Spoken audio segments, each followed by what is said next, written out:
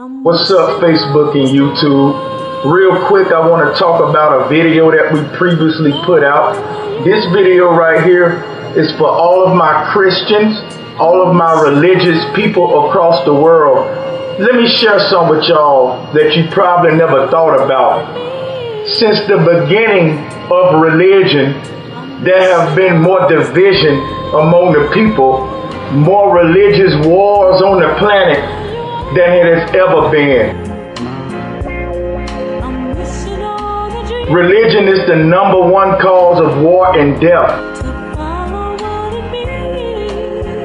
There has not been so much evil done on this planet as it has been done in the name of gods, different gods.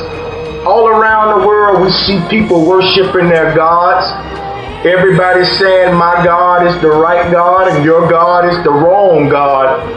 Before religions, the people were not divided with these type of man-made concepts, okay? A lot of Christians will love you to death, and they will find out that you're not a Christian, and they'll look at you different like you're an alien. They'll look at you different, and any love they had for you, they will take it back. This is what religion does to us. It keeps us from loving unconditionally. It makes us look at others without our same philosophy as separated from us. All right? This is what man did when he created religion, because the creator of this universe didn't create no religion. Let me share some with you. The first Bible ever printed was the Gutenberg Bible as a result of the Gutenberg printing press. When they started printing these Bibles, there were millions of rainforests destroyed to print all of these Bibles we got. You know how many pages in the Bible? You know that each page is a tree that's dead? Let me share some with you, people. The Creator created them trees outside. He didn't create these foolish books that got us divided today. Before there was any religion, the people was united. The people had a respect for nature. The people had a respect for the air we breathe, the oceans, the animals on the planet.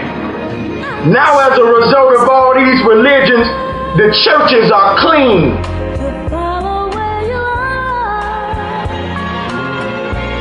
The pulpit is sparkling clean. Some of these churches got golden doorknobs and golden pulpits. But look at the ocean, it's polluted.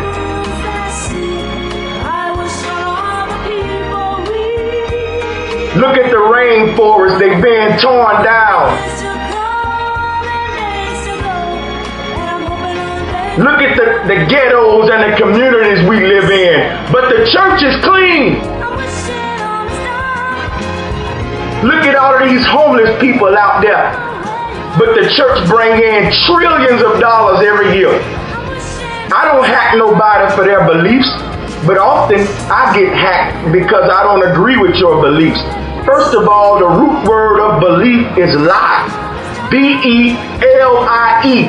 The root word of belief is lie. All right? The word belief didn't even come into existence until the Bibles were created. So all of these religious texts was created.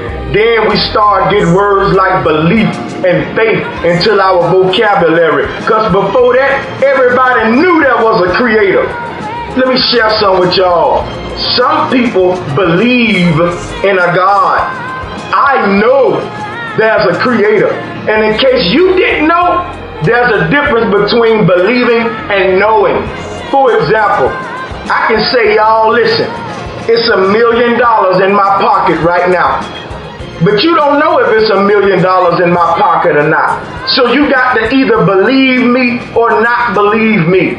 But if I reach in my pocket and pull out $1 million, you no longer believe me. You now know.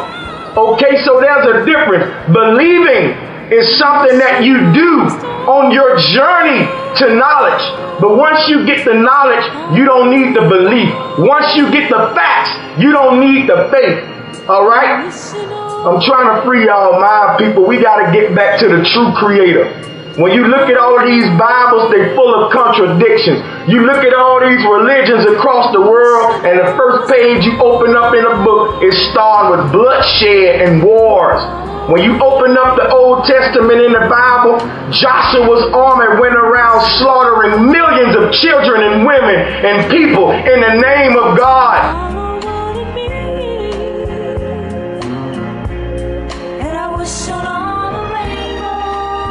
I just want the people to unite.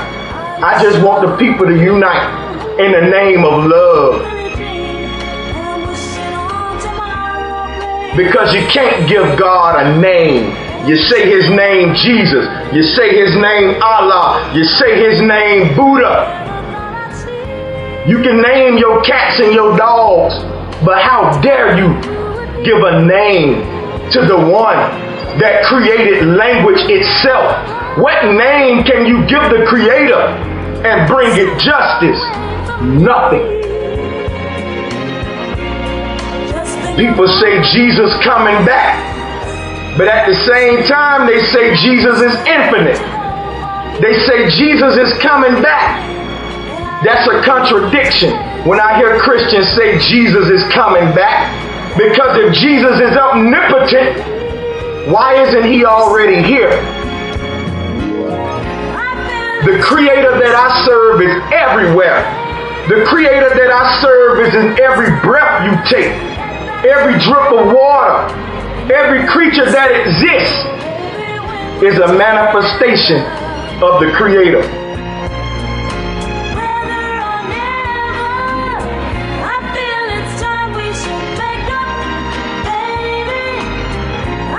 So for those who say Jesus is coming back, that's just a big contradiction, because if your God is omnipotent, why isn't he already here?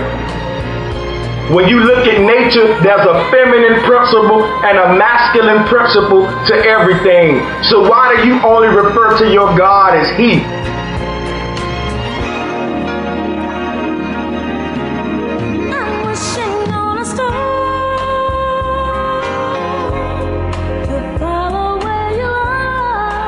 Why don't you say God and Goddess?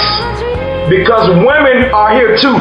Man put himself on the throne and ignored the feminine principle. In fact, when you open up the Bible, everything sinful in the world is blamed on the woman because she gave the apple to the man. We got to get out of mythology, y'all.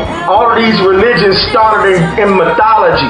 All of these religions has kept the people divided, has kept many wars going on for centuries across this planet. Before these religions was created, we looked up in the sky and paid respects to the Creator's creations. All right, we have to pay respect to the Creator's creations. Not King James creation, not Gutenberg creation. People say the Bible was inspired and a group of men wrote the Bible over a bunch of years. That's bull crap. If you do your research, you'll see during the Nicene Council of 325 AD, the Emperor Constantine made it a law.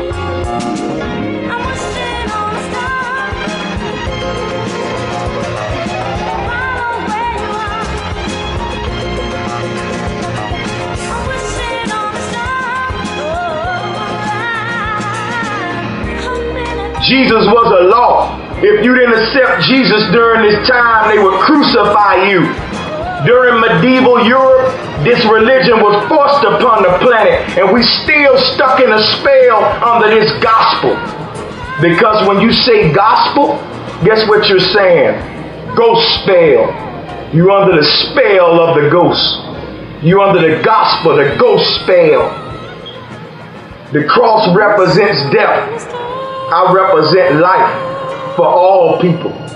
I don't hack any of you about your beliefs, but don't judge me and hack me by my knowledge, because I know what I know. And I pray every night to the ancestors and to the Creator of the universe that you all can know what I know. It's real easy to know, people. All you got to do is do the research. Knowledge is power. Facts is more powerful than faith. All of these religions are big contradictions. They said Jesus is the Son of God. They said Buddha is the Son of God. They said Allah is the Son of God. And these three people stand up in an argument and they start arguing with each other about who's the Son of God. And Brother Sanchez step in the middle of the argument and he say, chill, people. Y'all can argue all day about which one of y'all gods is the Son of God, but none of us can argue about that beautiful red shining sun in the sky right now that's giving us this beautiful day. You can walk outside and look up in the sky and see the awesome work of the Creator that's giving us this beautiful day. That's the Son of God. That's the Most High. That's the light of the world. I'm not saying worship the sun. I'm saying pay respect to it. Why? Because the Creator created that sun. And none of us can argue with that. Christians can't even get it together amongst themselves. Christians go out and argue with Buddhists and Muslims about who God is right. But when you get into Christianity, it breaks down into hundreds of thousands of denominations that cannot agree with one another. Long time ago as a Christian, I attended a church, and there was another church across the street from us that was a different denomination than us. And every time we got out of church, the two churches didn't even speak to one another because they said, oh, they going to hell. They're Pentecostal. We got the truth because we Baptists, or we Lutherans, or we AME, or we Methodists. All of these different Christian churches got their own doctrines and their own symbols. I'm Methodist. I'm Lutheran. That ain't no different than the gangbangers. Now we see where the gangbangers get this crap from. I'm Crip, I'm Blood, I'm GD, I'm Vice Lord, I'm Baptist, I'm Southern Missionary, I'm Methodist, I'm Kojic, I'm Seventh-day Adventist. The Creator of the universe is not a creator of confusion.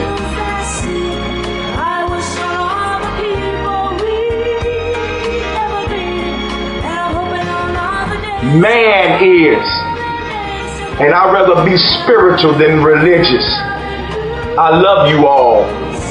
I love you all from the bottom of my heart, and I wish that you guys can understand the truth. I wish I challenge you Christians and all of you religious people to free your mind. Research what I'm telling you. Go look up the Council of Nicaea, 325 AD. People, knowledge is power. You don't see Jesus in the history books in high schools and elementary schools.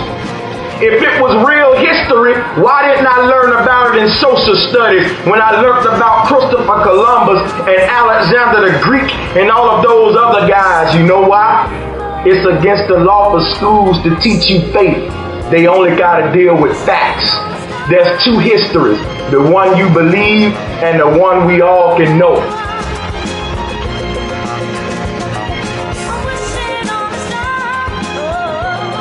So while y'all all arguing about which God is the Son of God, none of them are the Son of God. They all are personifications of the Son of God. They are man's attempt to place himself in between the people and nature. When you see pictures of Jesus, you see a halo around his head. Same thing with Buddha and Allah. They got this orange halo around their head that represents the sun. Wishing on a star to follow where you are. To some, it represents the rings of Saturn, but in most religious texts, it represents the sun. Why? Because every day you go outside, you're being blessed by the Son of God with a beautiful day. If you burn up every church and every Bible in this world, won't nothing happen. But if you take that sun away, none of us can have life on this planet. So who is the real Son of God?